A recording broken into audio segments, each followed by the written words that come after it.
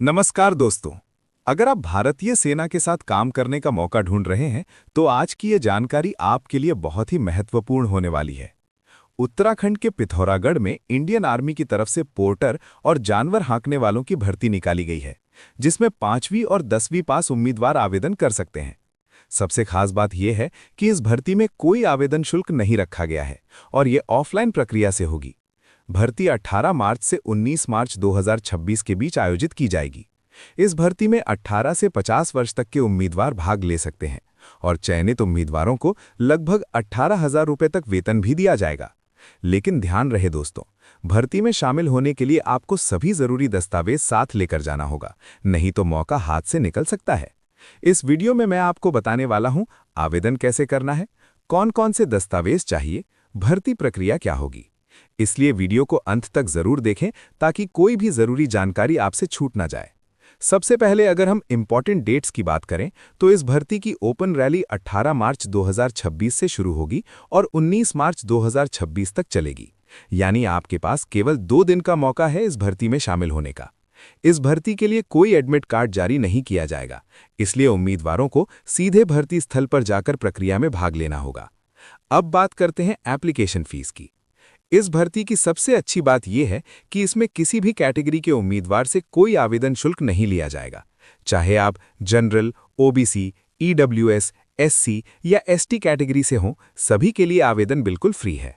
अब अगर age limit की बात करें तो उम्मीदवार की न्यूनतम आयु 18 वर्ष होनी चाहिए और अधिकतम आयु 50 वर्ष तक रखी गई है। सरकारी नियमों के अनुसार कुछ कैटेगरी को एज रिलैक्सेशन भी दिया जा सकता है।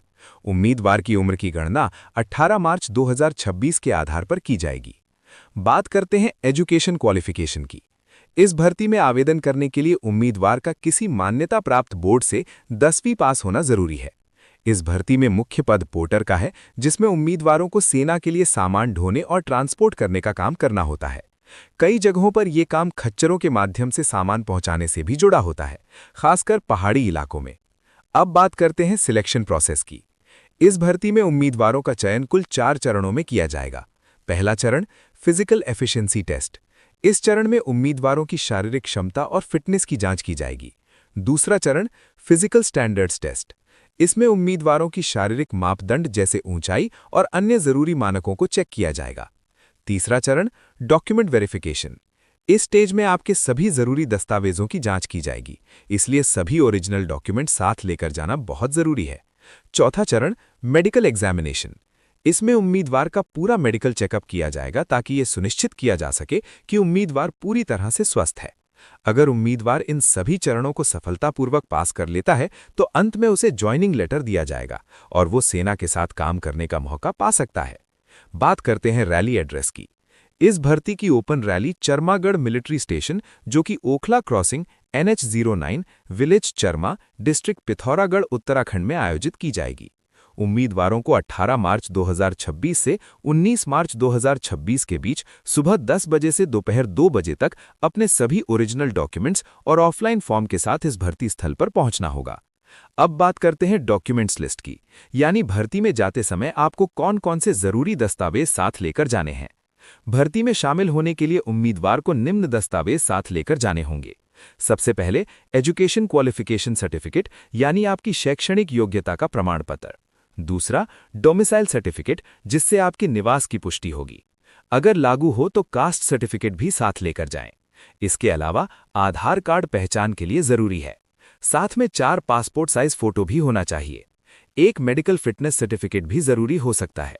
साथ में बैंक पासबुक या चेकबुक की कॉपी भी ले जाएं। और अगर आपके पास कोई एक्सपीरियंस सर्टिफिकेट है तो उसे भी साथ ले जा सकते हैं।